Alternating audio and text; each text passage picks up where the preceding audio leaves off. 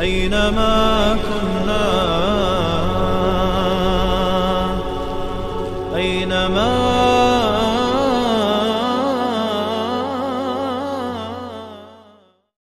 السلام علیکم و رحمت الله و برکاته. خوش آمدید دوستان به برنامه رمضانی. حدیث ما امروز از انس ابن مالک رضی الله عنه روایت شده است که پیامبر صلی الله علیه و سلم در نزد کدام منزلی کدام یکی از صحابه اگر طعام میخوردند یا افطار میکردند دعا میکردند.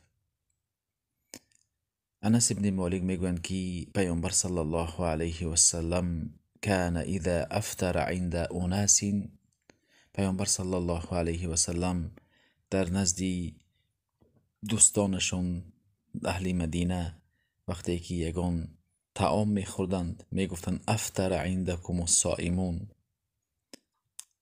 دعا میکردند که در نزد شمایان انسانهای روزدار افطار کرد. و اکل طعامکم الابرار، و طعام خوراک شما را انسانهای نیک تناول کرد. و تنزلت علیکم الملائکه، و ملائکه ها برای شما برای فرود آمدند و دعا کردند.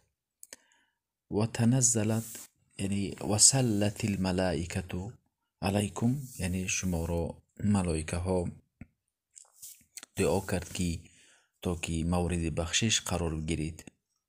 ببینید پیامبر به یک روز به خانه سعد ابن عباده وقتی که برای زیارتش رفتند، سعد ابن عباده یکی از اشراف زادگان انصار بود.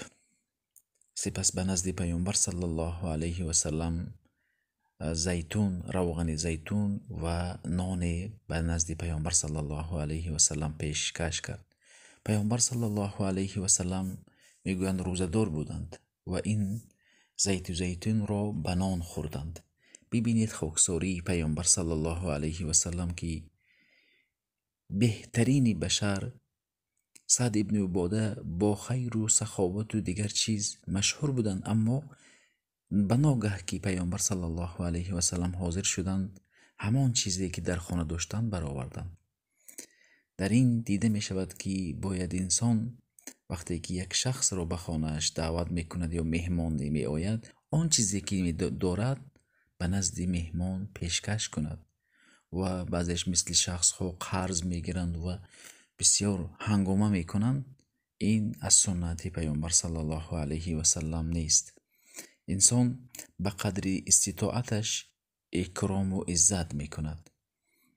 چه خیلی که می بینیم که ابراهیم علیه السلام وقتی که ملائکه ها به شکلی جوان ها آمدند و ابراهیم علیه السلام نمی شناختند اینها کی هستند، اما در وسعت و مال و ثروتشان بود یک گوساله را ذبح کردن به نزد آنها حاضر کردند.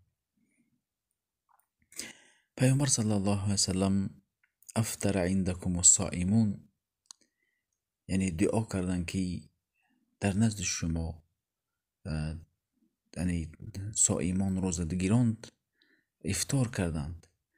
هر کسی که یک روزداری رو افطار میکناند الله اجری مثل این شخصی که روزه داشته است اجری همان مثل که روزه میدارد و اجر میگیرد، الله فضل کرمش به او نیز این اجر و پاداش رو میدهد. در این دعا دیده می شود اکل طعامکم الابرار، باید مسلمان طعامی که به مردم میدهد برای اهل تقوا و پرهیزگاران بیشتر اهمیت دهد.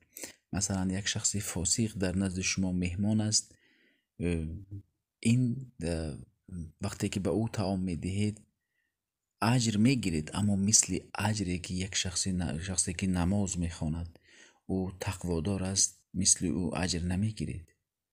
بنابراین وقتی که یک انسان فاسق کافر که از این دنیا می رود، تمام دنیا از این دنیا می میرد، تمام دنیا از او آزاد می شوند، از اذیت و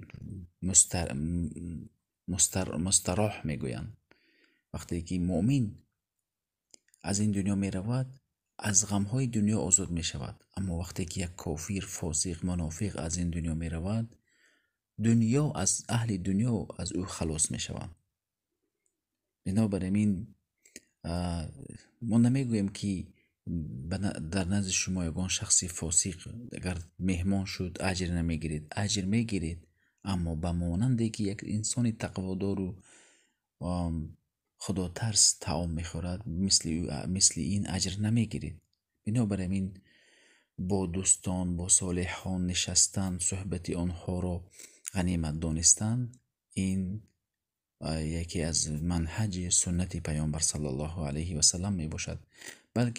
بلکه از شخصایی که بی نماز هستند آنها را دعوت کردن و طعام دادن، اگر آنها با این طعام خوردن و دعوت کردن شما به اسلام گروند، این نیز برای شما اجر می باشد. اما یک شخصی که دیگر امید نیست، به او اینقدر اهمیت دادن، این از روش پیامبر صلی الله علیه و سلم نیست. این بود پیامبر صلی الله علیه و سلم همین خیلی دعا میکردن: افطر عندکم الصائمون و اکل طعامکم الابرار و تنزلت علیکم الملائکه، یکی و سلت الملائکه علیکم. در این آثار، این دعا در سنن دارمی آمده است. السلام علیکم و رحمت الله و برکاته.